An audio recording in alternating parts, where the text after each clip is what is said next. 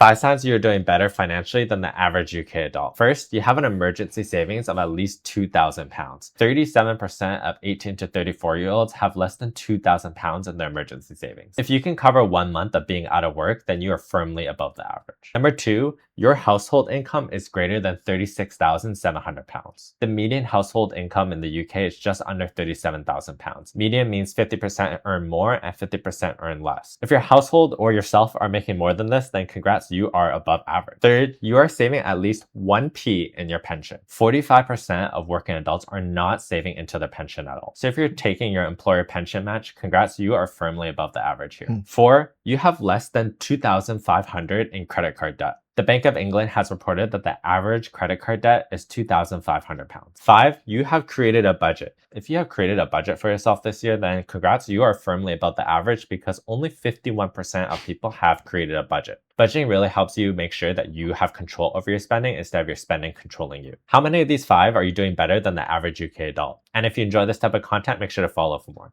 This is super interesting. Like 5 signs that you're doing better than the UK average. Let me flip this video on its head and let me know in the comments below, whether you're doing all 5, 1 of the 5, 3 of the 5, 2 of the 5, whatever, right? But here's one sign you're doing better than the global average, okay? Or let's even make it UK just to make it in keeping with the video.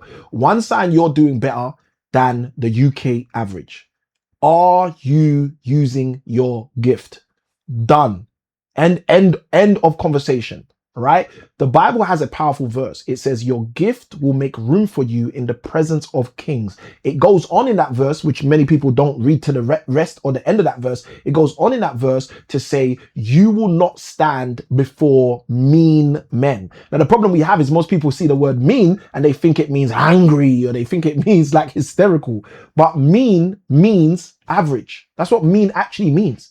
So if you don't want to be left with the average, because I don't know why you'd compare yourself with the average. Like I remember reading a book, it said what gets measured gets improved. If you are measuring yourself with average people, then you're going to improve your abilities around the average. You don't want to be average. I don't want to be average. Nobody wants to be average. Why? Because we're all made unique. So if you don't want to be average because you recognize you're unique, then please listen to these words I'm about to speak. Are you using your gift? Because the Bible says your gift will make room for you in the presence of kings. You will not stand before mean, which means average men. Let me know in the comments below if you're using your gift. Let me know in the comments below if you understand this exact dichotomy I'm breaking down. Because if we start looking at each of the 5 that was shared, and I actually realized how much of a math teacher I was when the creator went through the first one and he had the greater than symbol, but he said equal to or greater than, and I was like, oh, you're missing a line, right? There you go. There you can see my mathematical mind going to work, right? But if you go through each of these 5, one of the things you'll realize is they're all subpar. They're all subpar, right? You've got less than £2,500. Number 5, you got less than £2,500 of credit card debt. Okay. Well, here's the reality. Some people have less than £2,500 of credit card debt, but they've got more than £10,000 in student loans debt. So it's still debt, and it's still debt that accrues, and it's still debt that's going to be following you. So these are things we have to think through. Are you going to spend all your time trying to attempting to keep track and trying to take back your situation from just being the average? Are you ready to say, you know what? I actually believe what Samuel said. What gets measured gets improved. I don't want to improve against the average. I want to be at the top of the top. I want to be as best as I can. I remember one of my coaches saying this to me years ago, and it really helped me shift my mind because I'm a dad. I've got children.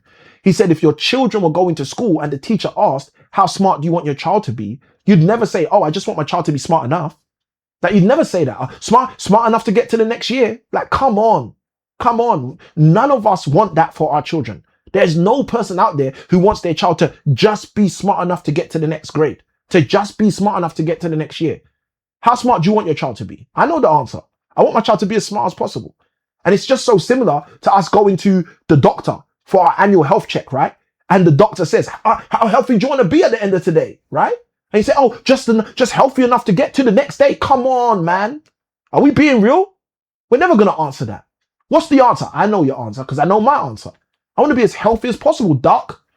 And this is the way it works in life when we've been hoodwinked, or more importantly, when we've been scammed. And what does scam stand for? You know, I say it all the time. Still confused about money. Because if you're still confused about money, guess what? You'll be the person that says, I want to be as healthy as possible. I want my child to be as smart as possible. But then when they ask you, how much money do you want to make this year? Oh, just enough. That's a problem.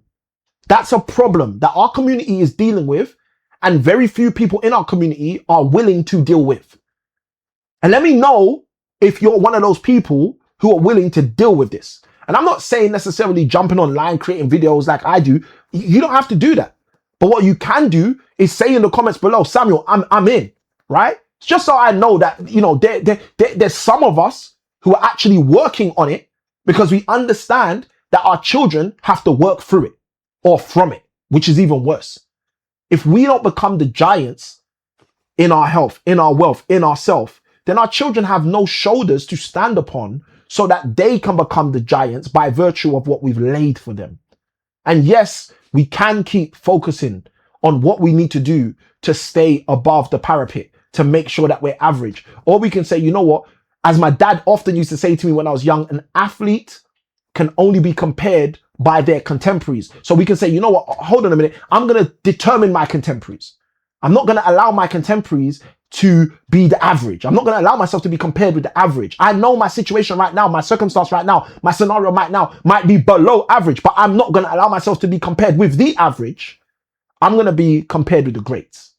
And if you are going to be compared with the greats, then guess what? What gets measured gets improved. So what do you need to measure yourself with? You're going to have to start measuring yourself with the greats. You're going to have to start measuring yourself with those greats. And I often ask this question, how many hours in a day does Elon Musk have? And the reality is he's got 24 hours. How many hours in a day does a Tyson Fury or anyone else have? Like, every single person has 24 hours in a day. So if every single person has 24 hours in a day, and you and I have 24 hours in a day, guess what that means? That means when we start measuring ourselves with the greats, we put ourselves in a great place, because we start seeing what we have that they have that is equitable. And we can start working from there. We can say, hold on a minute, if a guy can become a trillionaire only having the same 24 hours I have each day, what is he able to do in his day which I'm not yet able to do in my day? And then it's through that process of discovery that you can start to change things for your situation. You could change things for your family. You can change things for your legacy. You can set up something that the generations that come after you will say they're so glad they came after you. This is the way I think about this. This is the way I think our community needs to start supporting each other to think about this. We need to start realizing that no one is coming to rescue us. And if we actually want the outcomes that we desire, we have to work with each other so that we can aspire higher. This is how the game is played.